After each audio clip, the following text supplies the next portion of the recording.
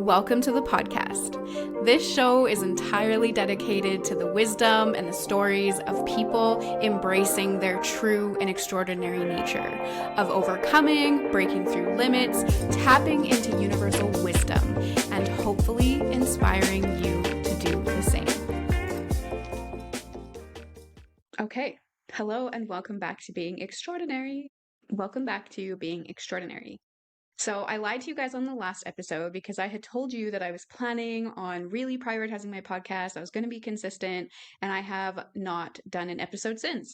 So I think we're at an episode a month right now, which is really just not what I was trying to accomplish. But it has been very busy in all the wrong ways. Life things, not necessarily, and work, a lot of back-end work things that just require a ton of attention to detail, a ton of refinement, but don't necessarily equate to the kind of busy where you're like, oh, I'm just so abundant right now. It's the opposite of that. It's all the back end work that doesn't pay you a penny in the moment. But anyways, so it's been busy. I still hold my vision true. I do want this to be something that I'm more consistent with, but it's been madness in my world. And I think the madness has really extended to a lot of people. It's been very, very intense out there. So today's topic is actually a request from a listener.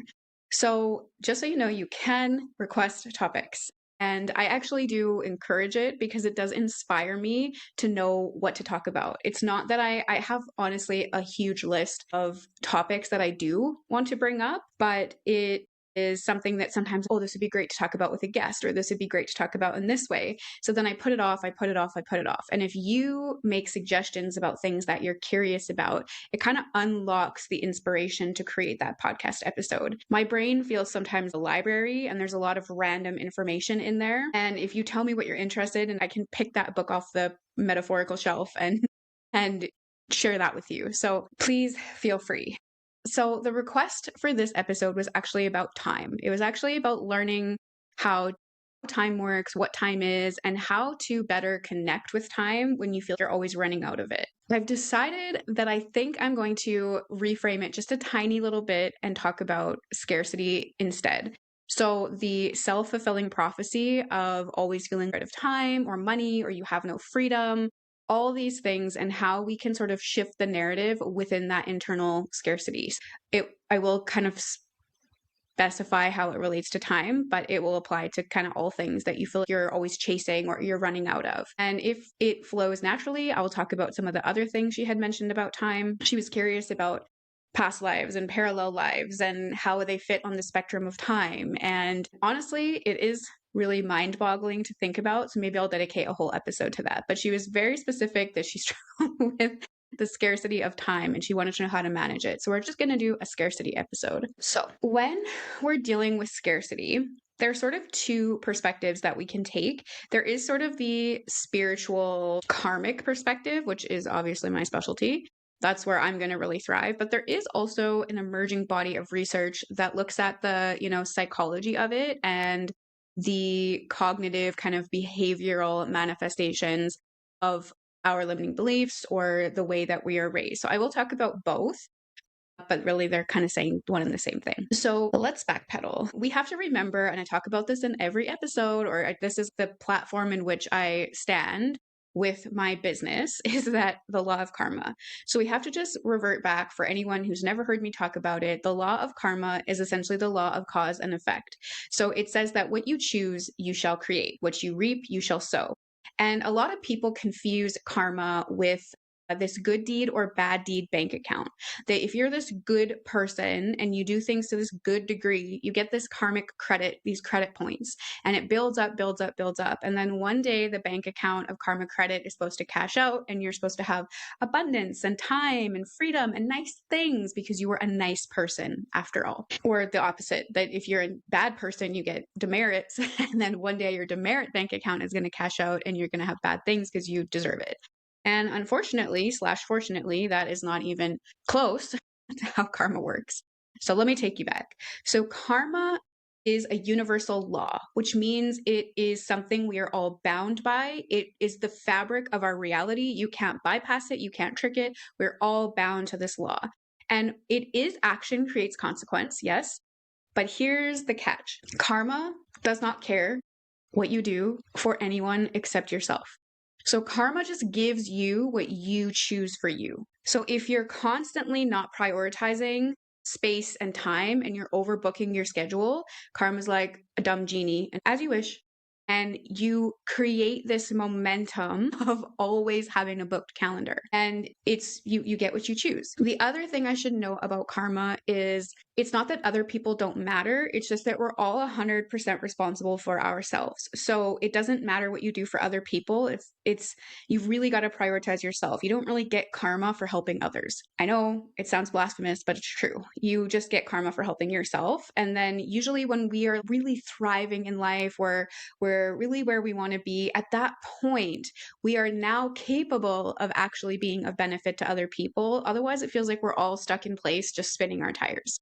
And the other thing I should note is there is no such thing as good or bad. So a lot of people are like, I got to do all these good things. I got to volunteer. I got to be kind to the stranger. I got to, donate money. I got to do all these things that we deem as a society that are good. Even being busy when it comes to time, we really glorify productivity. We really glorify how much can you get done in a day, superwoman or superman, good for you. And that's karma's a law and it doesn't have the ability to judge. There is just no such thing as good or bad. We deem as a society what we consider good or bad. Really, all there is it in alignment or out of alignment with you? And then this is where karma becomes really subjective. What my alignment looks like might not be what your alignment looks like. So we have to really know thyself to really be able to say, is this in alignment with me? Or at least be able to check in with ourselves and say, how does that really make me feel to jam my calendar like that? Maybe I am receiving praise from the collective because I am accomplishing so much in a day, but how do I feel? How is my health? How is my well-being? Because this is where we'll know, was that something positive for me or was that something negative for me? And then we can just constantly refine ourselves and put ourselves into alignment with choosing at the action level what really nourishes us. So that's really the basis of how scarcity happens. And I'll take you on a couple of journeys to just keep elaborating and building upon this subject. So I gave you the example of time. When we think about, let's say, money is something that all of us, I would argue that every person on this planet, doesn't matter if you're wealthy or not wealthy, the main thing that you're constantly thinking about is money. It doesn't matter. Money just occupies all of our thoughts. So when we think about money, how do we engage with it? How do we use it? How do we spend it? And remember, this is at the action level. I'm not talking about your positive thoughts or your intentions. I'm talking about what are you really physically doing with your money? And if you are only allowing yourself to pay bills as you wish, your money will only be for bills. If you feel guilty every time you buy something for yourself and then you return it, you're going to keep perpetuating that guilt that you don't deserve these nice things, that you don't deserve time off, that you don't deserve a nice new jacket. We create it all the time. So if we have this poverty mindset that drives our action, that, oh, if I buy that new jacket and then I won't have money for bills, and then you just create that. That's what you've created, that you buy the jacket and you don't have money for bills, because that's the energy in which, let me say, that's the intention in which you chose that action. And we just create this propelling energy of getting what we choose. And what else? Scarcity of time, scarcity of freedom. So freedom is another one that can be very closely tied in with money and time. But something else is, how often are you really allowing yourself to do what you want to do? Not necessarily time, not necessarily money. Even when you have time off, when you have the opportunity to choose for yourself, what are you actually doing with it? Are you cleaning your house? Are you picking up a shift? Are you doing things because you don't know how to sit and do nothing, or you don't know how to spend time the way that you want to, because you get what you choose? Truly. So when I'm working with clients, let's say someone's coming to me and they're really struggling with their sense of freedom, here are some things I'll tell them to do. And I try to be very digestible within it so that you can really apply this to no matter how much money you do or don't have, no matter how much time or demand you have. So let's start with the freedom aspect. So with the freedom aspect, I'll say, okay, you have to look at what you're choosing to do with your day. From the moment you get out of bed to the moment you lay your head on that pillow, what exactly are you doing? And who are you doing it for? Are you doing it for your kids or your partner or your career? And then how can you carve out some of these obligations to create space for more freedom. And little things would be, do you have to cook every meal, or could you divvy that up amongst the household? But it's just too uncomfortable to change the status quo that you're not going to. Do you have to drive your kids to school every day, or can you arrange a carpool, but you just don't want to because it's weird or different, or it requires you to make yourself uncomfortable or vulnerable? There's these little things in our life that we can tweak. Even something like cleaning the house. I see a lot of people using that. I would say a lot of women using that as a way to avoid the things they really want to be doing. And some of it is mental, how can we really relax if our house is a disaster? But you actually can gain more abundance, more time, more money. Let's say if you hired someone to come in and clean once a month, or once a week, or once whatever. And sometimes people will argue with me and say, well, I don't have the money for that. But because alignment is what makes you magnetic and what makes you abundant, what makes you sparkly to the universe. When you invest in things cleaner and you create more freedom for yourself, you actually just attract more abundance. I know the math doesn't math, I'm aware, but I've been doing this for 7 years and I'll tell you the math never maths. It's always weird. It's always weird magic. When we're looking at time, the time and freedom statement go really hand in hand. But where are you taking on more where you should be saying no? Where are you agreeing to do things in advance? You're signing up for a social event, you're signing up for a course, you're signing up for this, that, and the other, and you're then just going through the motions and doing it when really you want some space and some time. Where are you maybe even sometimes being a bit of a martyr, saying, I have to do this. I have to do this for my friend. I have to do this for my kids. I have to do this.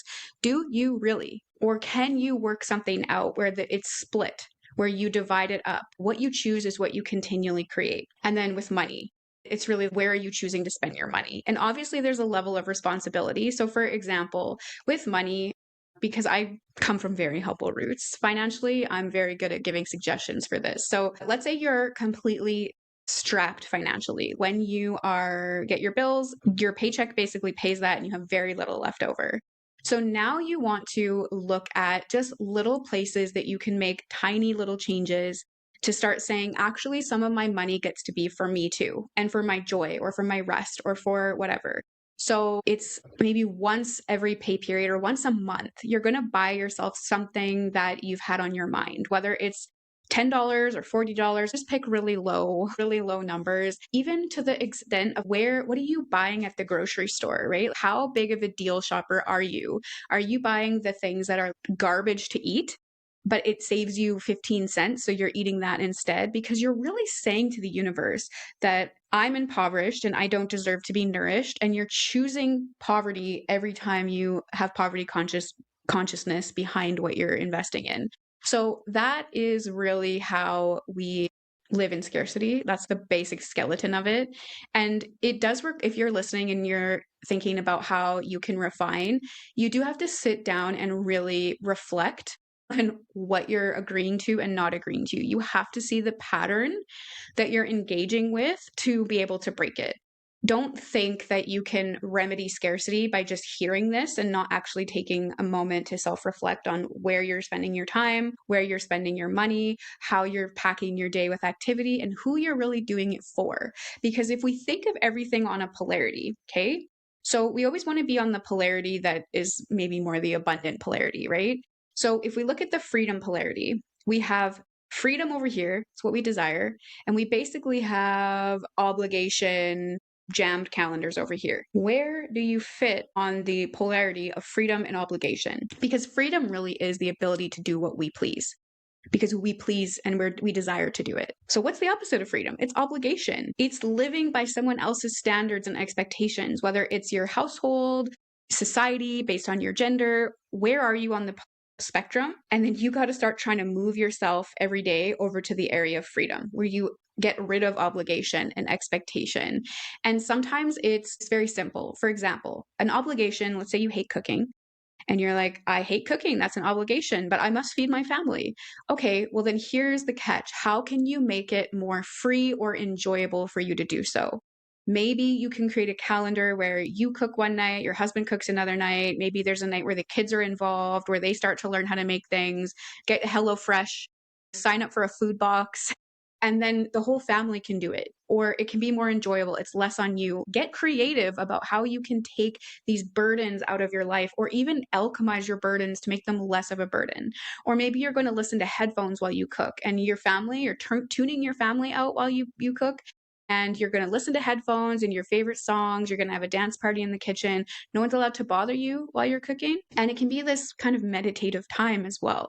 We are our own worst enemies because we don't actually stop to look at our life and what we could be doing instead. And I know I can hear people listening to this thinking in their heads that that's just not how it works. I can't do that. I don't have anyone to ask. Yeah, you do. There's always a way out, and more on that in a moment. So then when we're looking at time and freedom really go hand in hand.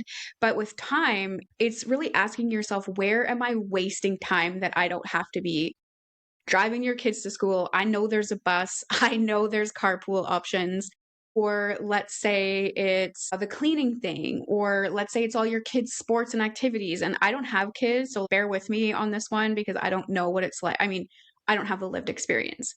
But kids' sports is insane. So you have to ask yourself, okay, is this something that's actually healthy for me and my child? Is it healthy for our family? Or is it more detrimental? Do they really need to be in all these things? And then if you say yes, which is fair, I wouldn't know what to do either because there's a lot of social pressure. But that's that obligation versus freedom again. You can't keep choosing obligation and expect the universe to gift you with freedom. You get what you choose. And there's no way out. It's the only way. If you think one day things will change, they will never change unless you choose that change. And more on that in a moment. So it's up to you. No one's coming to save you. The universe isn't going to cut you a break or the medicine. So you really have to reflect on these things. But can you arrange a carpool with the other people in hockey or soccer or dance? And then how can you make the days that you're at dance with your kids really special, that you're really invested? Do you have to go to everything? And I know. There's a lot of pressure. I know, but you get what you choose. And a lot of people, I think, believe that, okay, well, this is only a season of my life. You know, my kids are only going to be in activities. They're only in my house for, I don't know, is it 15 years or however it works within actually being in activities? And then I will know freedom. But you have to also remember that you are conditioning yourself to put the needs of others ahead of you. And I see a lot of people, yeah, maybe their kids end up moving out and they're like, yes, freedom. But then we also feel extremely uncomfortable because now we don't even know what we want to be doing.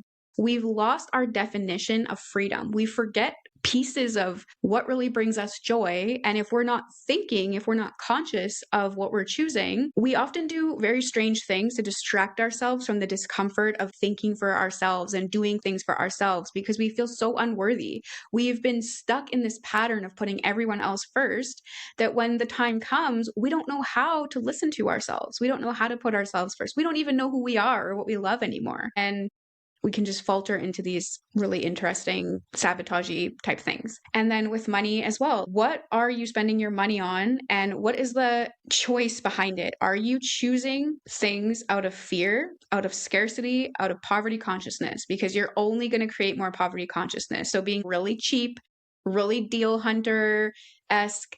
And again, you have to reflect. Some people are just savvy. Some people just don't get, they value things differently. But if you're making your money choices out of fear or lack versus being intelligent about it, and you have to be honest with yourself about what you're doing, you're going to create that. And so people that, let's say, are really savvy and they're just really good deal hunters, they actually probably have a good deal of savings. They have a good, they're very conscious about their money. They would have savings, they would have investments, they would have other savvy things. If you're actually savvy, you would have a savvy financial portfolio already in your life. If you are choosing poverty consciousness, you're going to be impoverished. You're not going to have a lot. And that's how you'll know. And so just slowly, very slowly, it's making one different choice kind of acts like a drop in the ocean and it ripples out.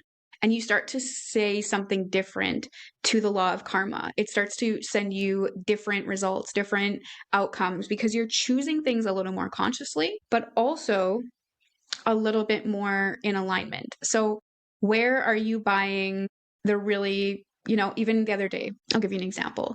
So I was at the grocery store and I needed a pound of butter. And as you know, everything's so expensive. butter's so expensive. And there's this one butter that is, I think it was $6, and there was another butter that was $9. And I remember looking at them, and this is very, very fine print, but it's an example. And I looked at the $5 butter, and there's a bunch of weird shit in here. And the $9 butter, it was cream and salt. And I just want the cream and the salt. Anything else, where are we? If we're choosing to just eat garbage, literally, to save a couple of dollars, well, we kind of pay that karmic price later, right? To a degree, like, this might be a bad example because it's really fine print, and I'm not trying to make your life harder. I'm trying to make it easier. But you'll feel where you're making decisions that don't feel in alignment with you because it's scary. You're like, oh, I feel bad for feeding myself this, but it saved me $3, and I know if we have families, but every little bit counts, but you have to be conscious, essentially. You cannot get out of life without having an awareness of what you're doing and why, because it doesn't at the end really matter. It's going to sound kind of terrible, but it doesn't really matter what you believe life is about. Life has a particular protocol. And even though we can't always remember what that protocol is while we're incarnated, it doesn't change just because you don't remember. The task on earth is that we come here and we don't remember. And it's this really interesting test to be, how will we live our lives if we are just trying to remember what we are? That's the test, though. So that's why you can't remember. It's because you want to see if you can. So when we live mindlessly, when we live just listening to the collective, when we don't pay attention to what we're choosing and why, it just comes back to haunt you. It just really does. It's your life. These consequences from your actions make up your bank account. They make up your friends. They make up your love life. They make up your work and how respected you are at your work. They make up the way that your house looks. And it's not just as obvious as I clean and my house gets clean. It's so much more than that. It's energetic. So the choices that you make end up weaving themselves throughout your entire life. And sometimes we don't know why. I often say to people, karma is the dumb genie. It watches what you choose, has no ability to discern if you like it or not. It just says, why would Kayla choose that if she didn't like it? She must love it. She must love eating garbage. And then as you wish, and it funnels more garbage into your life, more poverty, more obligation, because you chose it day in and day out. And then all of a sudden your life is a landfill. And you're like, why am I living in this bucket of trash? And it's because, well, you chose it. And the universe is trying to always confirm to you that what you're seeking is available to you. So that's where I would start with the scarcity mindset. So this is including time. And so you have to, if for the person who asked me, or if you're looking at this, you have to sit down and literally write it down from the time you bring your head off your pillow to the time you lay it back down. What are you doing with your day? Where are you overburdened? Where are you taking on too much? And then just perpetuating the cycle. So that would be point 1. And then point 2 about the spiritual perspective about things is, what is karma really trying to do? This cause and effect. One of the whole goals of life on earth is to realize that we are creative, that we create our lives, we create our relationships, we create our reality, essentially, by the action and consequence loop. And the reason behind this is not to be biblical. Again, I'm not religious, but you can see some truth is woven through every religion or spiritual organization to a degree. So in a lot of the teachings, whether religious or metaphysical or spiritual, often say that we are created in the image of the divine. And the divine is a creator. It's a creator being.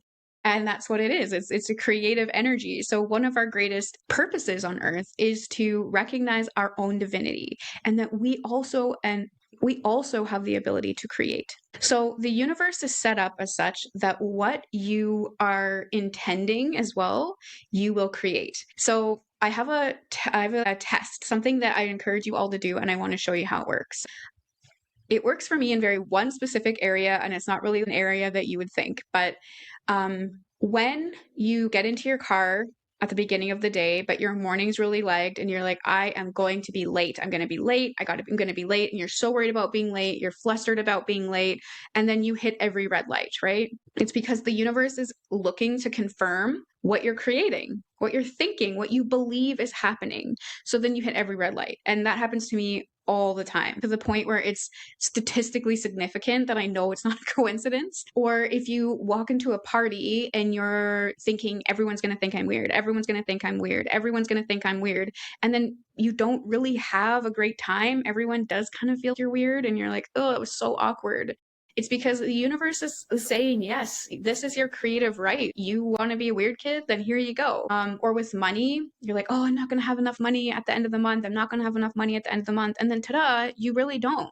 And it's because it is looking to affirm your experience as accurate and true. So something that works for me every time, and I feel like forget this creative mindset. It's again the action that speaks the loudest, but there's also aspects of our perception is validated. It's the confirmation bias of the universe, which it also does. So I see this in one particular area. So sometimes I have a tiny little bit of social anxiety. And this especially was true as I started my spiritual journey. I just felt everyone knew I was not normal and could see it, and I make people uncomfortable. To this day, I still make people uncomfortable because everything I say just isn't what people want to talk about. You know, people want to just complain or talk about their lives, and I sometimes can't engage in that. So I make people uncomfortable because I always have this spiritual mindset that comes with everything I do, or this metaphysics mindset. And people don't love that, you know?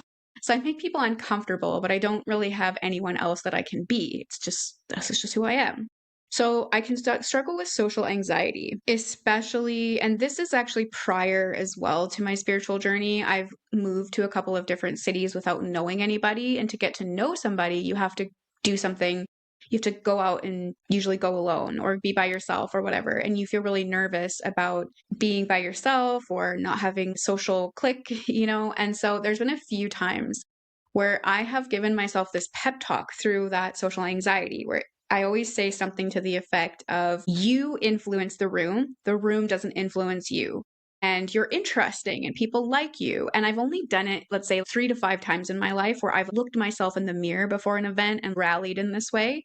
And I kid you not, every time I did that, it was the most incredible social event ever. There was this one time, so this was pre-spiritual journey. I had went to this event. I had went with a friend and I just met her. And as soon as we got there, she vanished. And I was so uncomfortable and so awkward. And I was like, okay, you have a choice. You can either be awkward or you can just enjoy this. And I really just went through this pep talk, and I'm just going to enjoy it. And there was a band playing, and I went and I was dancing and I was just having a great time. And I was really, truly having a great time because I come from a city where live music didn't exist. So being there, I was just, wow, live music. And somebody walked up to me later and told me I had the most incredible energy in the entire room. And I was like, damn, that is a compliment. And then the next time I did it, it was after my spiritual journey. And again, we were at a concert. We were at a concert at a pub. And I don't think I was doing anything particularly, I was just existing. And this couple came up to me after and they were like, do you threesome? You're just totally our gal. Everything about you so attractive and you're just our cup of tea. And I was like, no, I'm here with my mom and sister. And I don't think so. They were a very attractive couple. And I was like, hell yeah. Out of all the people in the room, they chose me. And I loved it. I'm not going to lie. I loved the proposition. I did not take them up on it, but I was certainly flattered. And it worked so powerfully that I now cannot deny that we have this power within us. And these are the things that happen instantly because they're not looking to bring you $1 million or buy you a mansion. You know, if you want something tangible besides more time or more, you know, if you want a $1 million mansion, you got to do the action and consequence journey here. But we can shift the energy of a space. We can shift the way the universe moves for us. So I encourage you all to play with one of these things. Manifesting more time is a great one. Manifesting being received or perceived in a particular way because that's the intention that you set, and see what happens. And usually it's just really powerfully commanding it. You know, the ones with the social events, I oftentimes would look myself in the mirror and say it, and I would be like, you have to get this right, or not get this right, but you have to experience your reality this way. And it was almost magic that everything would shift. Or sometimes when I'm afraid that I will be late, although time works for me, not against me. I shift the hours of the day to work for me. But then you have to walk that talk, right? Then you have to move without rushing. You have to move as if you know you're going to get there on time, and watch how time slows down for you. I guarantee that it will, but you have to slow down first and match the request. And then with the social energy, you've really just got to be yourself then.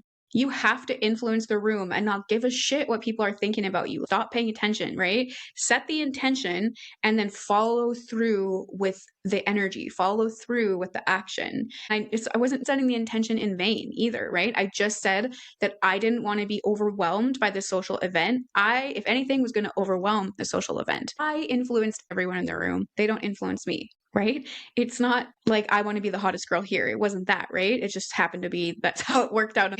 And then you have to leave your anxiety at that moment. You have to leave caring what people think of you or how you're perceived in that moment and move on. And your reality flips and you're in a different dimension where you are the most beautiful person in the room, or where time does bend for you. And it's called creative power. That we have this internal, I would say, magnetism that we are able to touch on, and we then influence the room. And the reason that this is permitted, the reason that we can influence the room, and also the only time it will really work, is if it's in everybody's highest and greatest good. It doesn't hurt anyone for you or for me to be standing in my magnetism. It doesn't hurt anybody for time to move for you. It doesn't hurt anyone. It might actually benefit other people. You might inspire them with your courage or your confidence, or inspire them with your calm, cool, casual attitude because you know time's always on your side.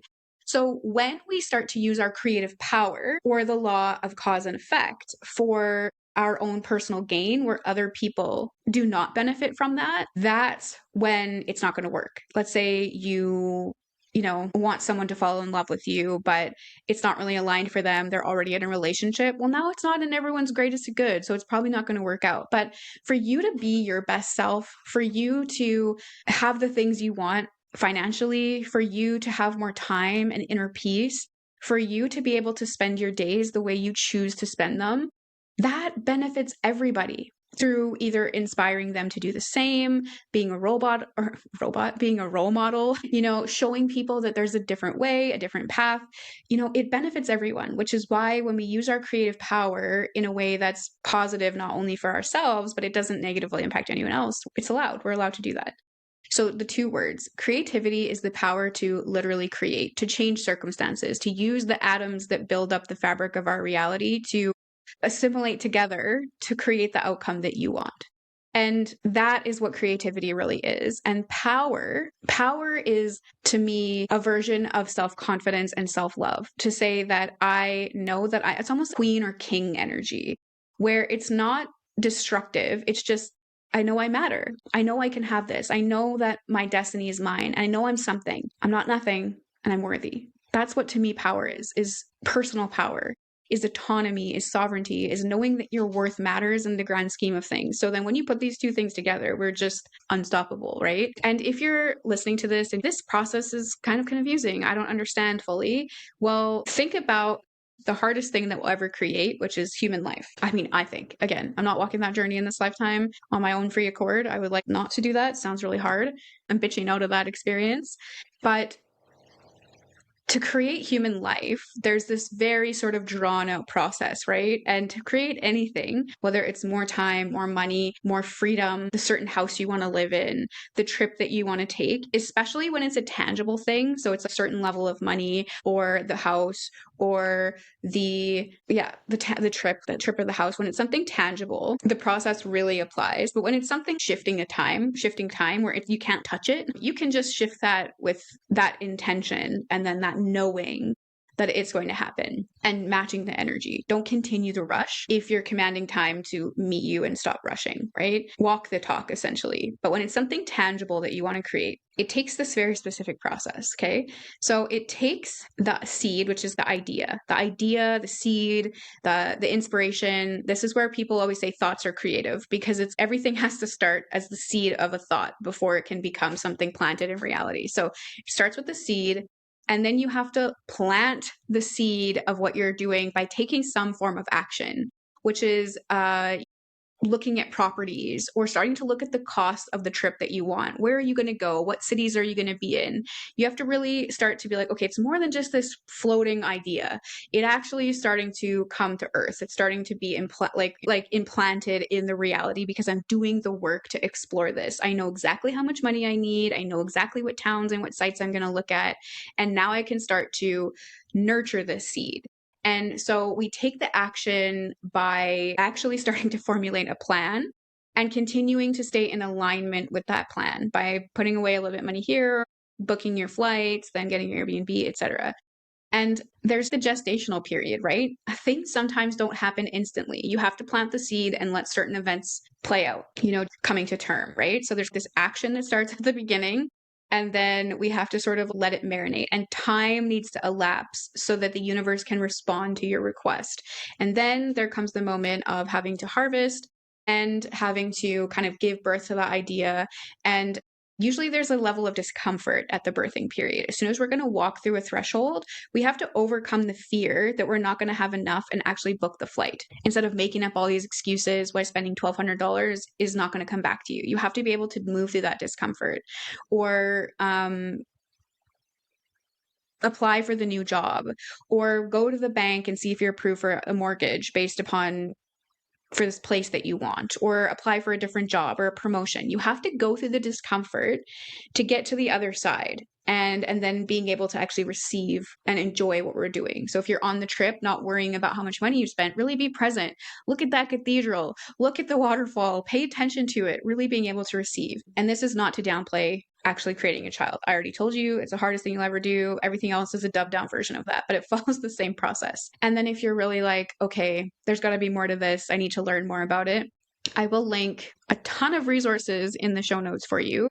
The resources are, there is a free masterclass about karma and the law of karma that I'll go into way greater detail of how to actually align. You can catch that in the show notes below. So it's decoding karma for abundance and freedom. Check that out. I do have this entire huge, amazing course called Creatrix. And I love that course because it just works. And it goes through everything in this really finite step where we deal with both our physical reality and how to respond to our physical reality, but also how to deal with our subconscious blocks and limiting beliefs and things that drive us from our subconscious that block us from what we want. It's just incredible. Every person who goes through that course manifests something insane, especially if you do it. While I do this course with people, it's magic happens while they're in it. And I usually say it takes 6 to 9 months. The gestational period of creation is 6 to 9 months. And we make the biggest progress at 3 months, 6 months, and 9 months. And it's just fascinating that in that course, we sort of we almost shift our energy so much. We jump forward before we even need to get to that process. And I actually have a list on the website landing page of all the things people have manifested. The big things anyway. So check it out if you just want to see. It's just so cool. So you can join that program. I guarantee you won't regret it. I just guarantee it. And then, very exciting, Kirsten from Light Wolf Energies and I actually teamed up on something that it was her brainchild called the Siren Code. And it's also about tapping into that creative power and that inner magnetism about how to draw things into you. So it focuses, I would say, on our subconscious and the inner creative power and magnetism. So it would be, if I was like, how to rank these things about levels, about how deep you're going to go and manifestation, the free course, it's the introduction to it. Siren Code is starting to regain your creative power, starting to see where you're making choices that are out of alignment, diving into those subconscious sabotages. And then Creatrix is for the people who are ready to put in the work, but ready to figure this law of karma, law of manifestation, law of scarcity out. So check it out. If you have questions, send me an email because how can we really thrive in any facets of our life if we don't know how to create, if we don't know the laws that govern our reality? Is there no greater accomplishment than understanding this and actually being able to create these things? So, I encourage it, but you'll know if the siren song calls to you, right? So all those things will be linked below. If you happen to have questions, shoot me an email. So somehow I've talked for 45 minutes and hopefully I've said something valuable. I feel like I say this so much about the law of karma and manifestation. It just feels like I'm talking about the fact that the sky is blue, but I know that's not how everyone feels. It's just because I'm always talking about it. But I did want to talk a little bit about that cognitive behavioral research that's emerging for scarcity mindsets. So again, this is not my realm. I just happen to have read some of the studies, read some of the research. And what I see in the research is that it's actually explaining these karmic laws and creative power and the fabric of our reality, but it's just looking at it from a more empirical standpoint. But they're kind of saying the same thing. So basically, what they say, they talk about scarcity of time and they talk about scarcity of money a lot in the research. And what they realize is that because when we're in scarcity, there's this elastic band that constantly gets pulled tighter. And then let's say we get a break and then it compresses, or our finances get pulled tighter and then finally we get paid and then it compresses or it lets loose again. And because of this elastic band kind of effect with scarcity of anything, time, money, you name it, what happens is it shifts our focus into the present moment all the time. We just have to get through the next 2 meetings. We just have to get through this project. We just have to get to the end of the month and pay our bills, and then we can breathe again. So we're almost tunnel and laser focused on the tasks at hand. So they say that there's sort of 2 things that really sabotage people, and one is the tunneling, the laser focus on the present moment in a negative way, and then the relief that comes after. So we focus on getting through that 1 meeting, getting through the 1 month, getting through whatever time-wise, and then we can take a break. Or, oh, we just need to pay our bills by the end of the month and then we'll get paid again, then we can break. And because as the elastic band gets tighter and tighter and tighter, we get more stressed, more activated, more nervous, and we're just trying to get through that. Once the break comes for time, or once the paycheck comes for money, we then engage in what's called the relief period, where we actually kind of waste time and waste money. So we treat ourselves to something little because we haven't had money for so long. Finally, we get a pocket of it and we're going to buy a bunch of Christmas gifts, or we're going to buy the books that we've had on our shelf, or, in our cart. And then all of a sudden we go into this relief where we're not doing anything because we just needed a break from that stress. But then we wait until there's a sense of urgency again with our money and time, and then we start stretching the elastic band again. I'll give an example. So your money's really tight. You can't buy yourself anything that you want. You can't do anything. You can't get the coffee. You're just scrimping and scraping by. And then you get your paycheck and you're like, I feel I'm alive again. And you go for supper, you buy the books that have been in your cart all week, and then you just revel in that feeling of not being stressed, essentially, and giving yourself the nice little treat. But then all of a sudden, you're like, oh, my money, and then a little bit of time passes and your money's starting to get tight, and then you engage in the laser, you cut off the little treats throughout the week, and you just keep perpetuating this. And same with time. So you are time crunched, and then you finally get that project is finished, and then you don't want to be busy or rushed anymore. So you are less productive in your day-to-day. You're not getting as much done at work. You're not, there's a project or an essay coming up in the next month, but you are not going to start it because you just need the relief.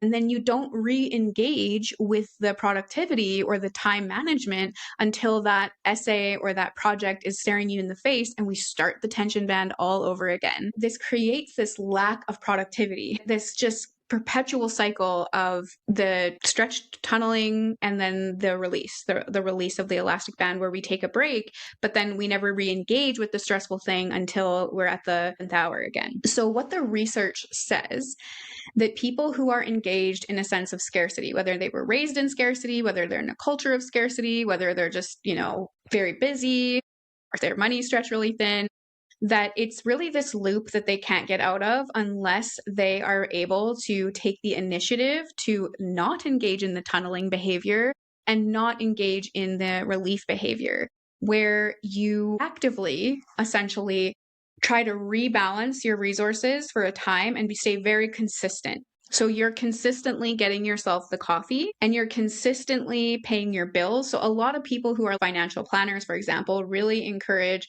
automating all your payments so that it just comes out those days, that you engage in putting money away, looking at the long term, not just tunneling into right now, whether it's $20 a paycheck, $50, $100 a paycheck, $1,000 a paycheck, whatever your capability is. Like, plan for the future, like save, get a nest egg that you don't touch.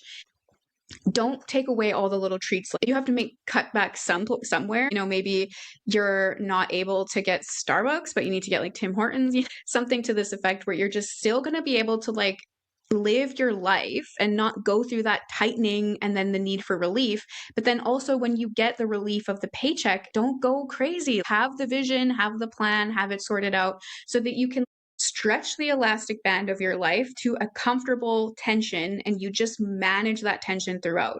But the tunneling and the relief spending, where you're just laser focused on the present moment and not really planning for the future, not really thinking about the future projects or the future bills, you're just trying to get through that moment. And same with time. It's not putting so much on your plate and really being realistic with what you can accomplish in a day, and looking out to say, okay, this is my life, this is where I'm at. And I have this project coming, and kind of managing your time consciously so that you can, again, find that proper tension with the elastic band so that you're not overstretched and then completely going into this relief cycle that just perpetuates the momentum of the tunneling and then the relief and then the tunneling and stretching and the relief. So regardless, the research on it as well as the metaphysics on it is saying the same thing to you. Or same thing to us, which is be conscious of what you're choosing, be aware of what's coming, be aware of this is your life right now and you have to choose something differently, because if you don't, the cycle continues. Anyway, I digress. I hope that helps. The request was about talking about how time works, so I am going to save that for another episode where I'll talk about the really physics related time ideas. But time messes with me too, so I'm going to have to sit down and really organize my thoughts on that one. It's so mind bending, but I will share everything I know about time on a future episode. So I hope that helps with the scarcity piece. Let me know if you have any questions about the episode, and I will link all those amazing resources below.